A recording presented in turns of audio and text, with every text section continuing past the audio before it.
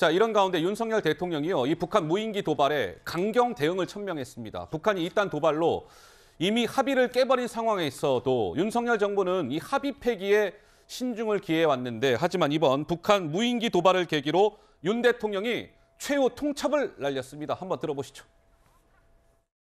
북한이 핵실험을 감행한다면 대응 방안으로 9.19 남북 군사합의 파기도 고려하시나요?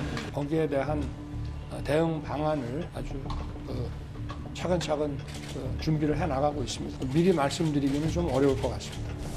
윤석열 대통령은 북한이 다시 이같이 우리 영토를 침범하는 도발을 일으키면 9.19 군사합의 효력 정지를 검토하라고 안보실에 지시했습니다. 국민의 생명과 안전을 지키는 국군 통수권자로서 그 역할과 책임을 다하기 위한 것이다 라고 말씀을 드릴 수 있겠습니다.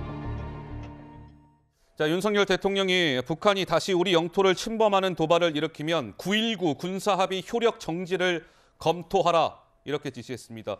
이런 발언이 나온 건 윤석열 대통령 취임 이후에 처음이고요. 이 9.19 군사합의 기억을 좀 상기시켜드리면 문재인 전 대통령과 김정은 북한 국무위원장이 2018년 9월에 평양에서 합의를 맺은 거죠.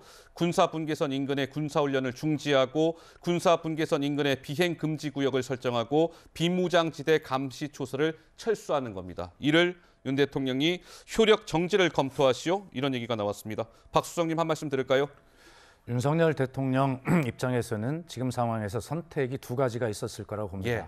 하나는 9.19 군사합의의 효력 정지, 지금 말씀하신 이것을 하나 선택할 수 있겠고, 아예 9.19 군사합의의 폐기, 이걸 선택의 가능성이 있었는데, 그나마 전 우선 다행인 것은 폐기나 파기를 언급하지 않고 일시적인 효력 정지 선에서 이야기한 것에 대해서는 일단 다행이라고 생각을 합니다. 예.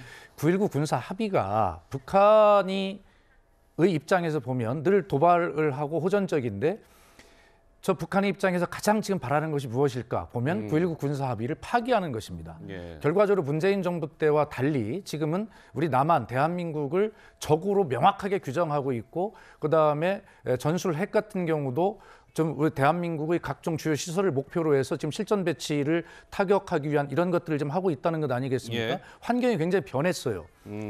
그리고 윤석열 대통령 입장에서 보면 북한이 계속 17차례나 합의를 위반하고 도발을 한 것인데 계속 거기에 대해서 실효성이 없는 말로만 대응하는 것에 대한 정치적 부담도 지금 상당히 있었을 겁니다.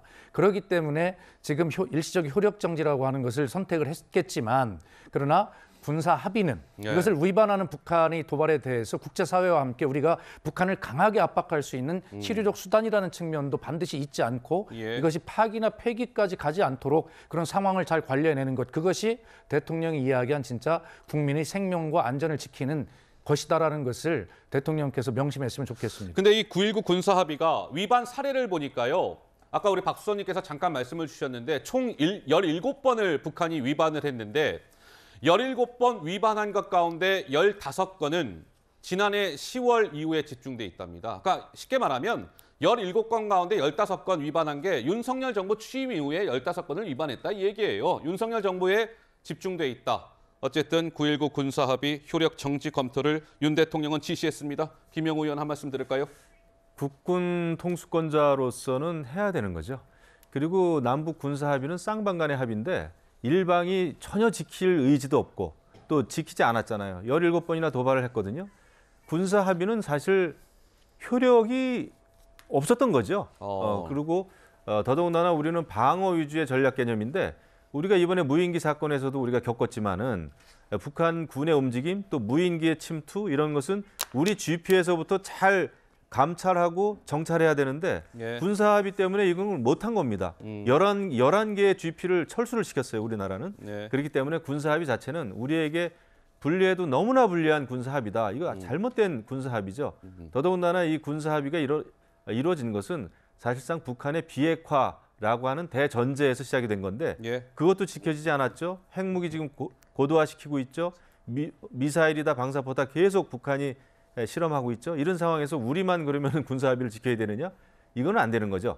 이런 때 국군 통수권자로서는 북한에 강한 경고를 하는 것은 너무나 당연하다. 긴장의 균형이 일어날 때 오히려 전쟁이 안 일어나는 겁니다. 우리가 대화와 평화를 강조한다고 해서 평화가 지켜질 수 있으면 얼마나 좋겠습니까? 알겠습니다. 그게 안 된다는 걸 우리가 겪었잖아요. 예, 알겠습니다. 자, 박수현 수석 또 김영호 의원 말씀까지 이렇게 들어봤습니다.